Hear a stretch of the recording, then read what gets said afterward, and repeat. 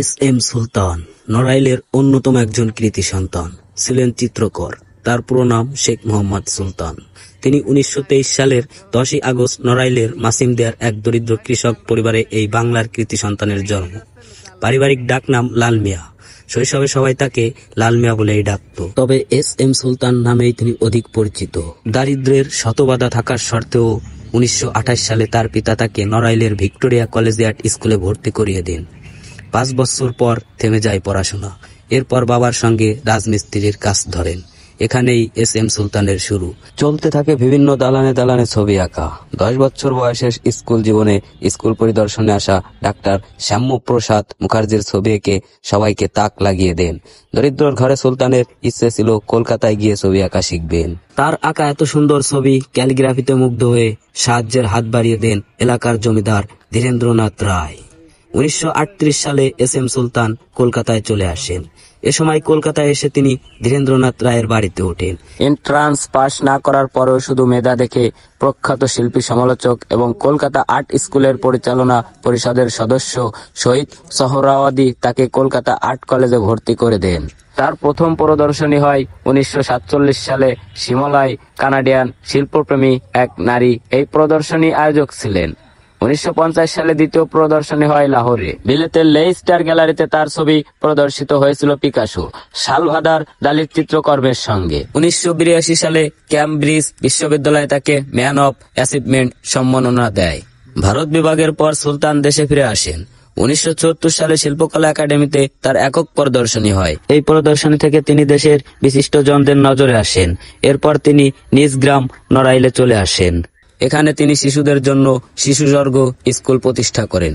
তিনি তার চিত্রকর্মগুলো আঁকতেন জঙ্গল থেকে সংগ্রহ করা বিভিন্ন উপকরণ দিয়ে। পার্থিব বিষয় সম্পর্কে উদাসীনতা, প্রচার মুখতা, নিজ সৃষ্টি সম্পর্কে এক ধরনের নির্মোহ দৃষ্ট এবং শহর কেন্দ্রিক জীবনযাপন অনীহা ছিল তার জীবনের অন্যতম চারিত্রিক বৈশিষ্ট্য। 1982 সালে তিনি 21 পদক পান।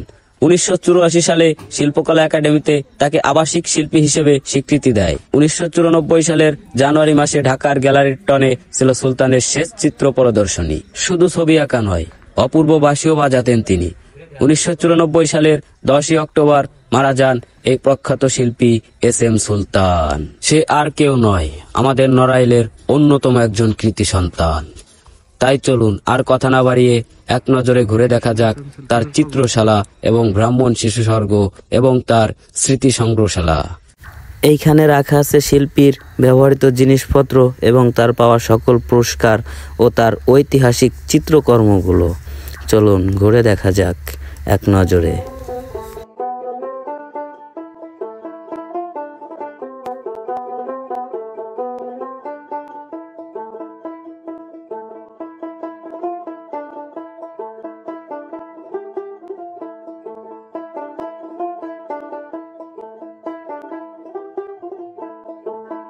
এই গ্লাস ডয়ারে রাখা আছে শিল্পীর সকল ব্যবহৃত জিনিসপত্র, যেটা তার ঐতিহাসিক শিল্পকর্মে নিত্যকর্মে ব্যবহার করতেন।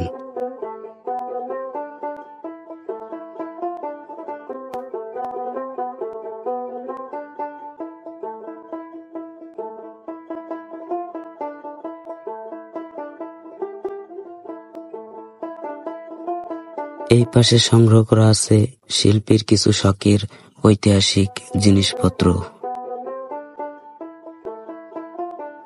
এই কর্নারে রাখা আছে বিভিন্ন জায়গা থেকে পাওয়া শিল্পীর পুরস্কারগুলা। এইটা হচ্ছে উপরতলায় যাওয়ার সিঁড়িপথ, যেটা দিয়ে এখন আমরা নামতেছি।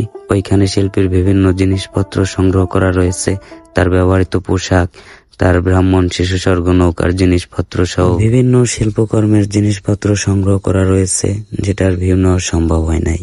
রাস্তার এই পাশেই রাখা আছে শিল্পীর স্বপ্নের ব্রাহ্মণ শিশুস্বর্গ নৌকা। এই নৌকা সুন্দরী কাঠের তৈরি। নৌকাটি নির্মাণ করতে প্রচুর অর্থ ব্যয় হয়েছিল। 60 ফুট দৈর্ঘ্য 15 ফুট প্রস্থের নৌকা তৈরি করতে কাঠ লেগেছিল আনুমানিক প্রায় 600 CFT। 7 মণ প্যারাক, 5 মণ পাতাম, মানে লোহার বড় প্যারাক।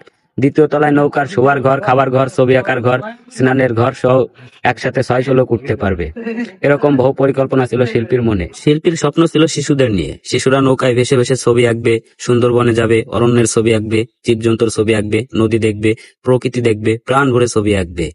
তার ইচ্ছা ছিল নৌকার নির্মাণ শেষ হলে তিনি নৌকায় চড়ে ভারতে যাবেন, সেখানে তার চিত্রকর্মের প্রদর্শনী করবেন।